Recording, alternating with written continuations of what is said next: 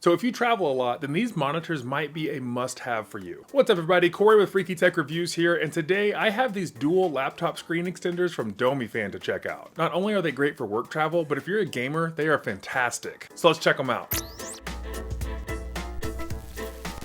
The screens I have today are Domyfan's 14-inch double screen displays, but they have other options available depending on your need. I'll start with their physical features, how to set them up, most usable scenarios, and then my overall thoughts on them. Both screens are full HD with 1080p resolution, 16:9 aspect ratio, and a refresh rate of up to 60 Hz. They have plastic bodies and weigh approximately 3.66 pounds, which is something that I will discuss later on for best scenarios for traveling with them. Each monitor has 3 USB-C ports on the back, but one of them is for the dedicated HDMI cable. Now the HDMI port has a very specific way to set these monitors up that I'll cover in just a little bit, but I want to make sure to leave an extra note of it because until I read the instructions, I could not get them to work. The screens also have speakers in each monitor which sound decent, and a multifunction semi-scroll knob at the top that allows you to press it and access the menu windows where you can adjust brightness, contrast, backlight, sharpness, and power consumption mode. In the box, you receive both monitors attached together, 2 USB-C to USB-C cables, 2 USB-A to USB-C cables,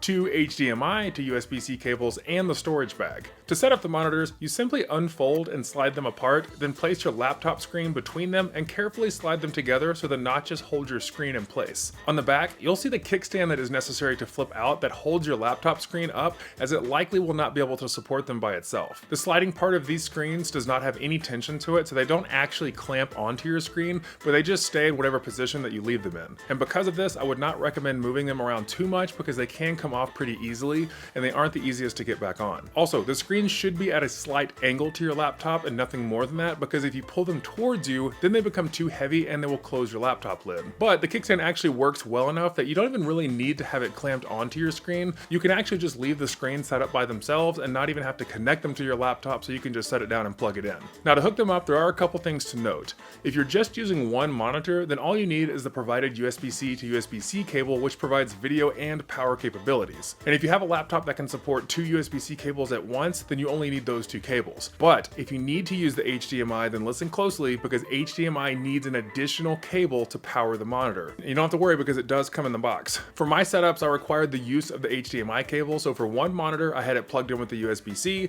and the other had to be plugged in with HDMI and the provided USB-A to USB-C cable to power the monitor, as the HDMI cable cannot do this. This is also important to note if you use a gaming docking station for one of the monitors. I was able to use the HDMI input for both my ROG Ally and Nintendo Switch for gaming, and for the Ally, I used ROG's 65-watt dock where the USB-C was to power the Ally and the USB-A and HDMI ports were for the monitor, and it worked great. I did try using the JSO docking stations that I've reviewed before, but I didn't have anything stronger than a 65-watt for my wall brick, so I wasn't able to power the monitor, docking station, and Ally all at once. But it was really cool because once I had it set up and ready, I then have 2 screens as a work setup and also a PC setup for the Ally using a Bluetooth mouse and keyboard. And be sure to subscribe so you can see the video on this folding mechanical keyboard because it's excellent for travel gaming. For the Nintendo Switch dock, it was basically the same setup, except instead of plugging the USB-A and HDMI into the wall dock, I put them into the Switch's dock and it worked exactly the same. But the triple screen setup just for work is fantastic, and they function perfectly as extra monitors. Once they're up and running, you can access them in the same display settings as you would any other external monitor, so that you can extend or mirror your laptop screen. And I was even able to get my iPad connected, so for you folks that use an iPad as your main workstation, these can still work for you if you use the USB-C only method for connection. And one thing I did check is that because I have an M1 MacBook Air that can only support one external monitor,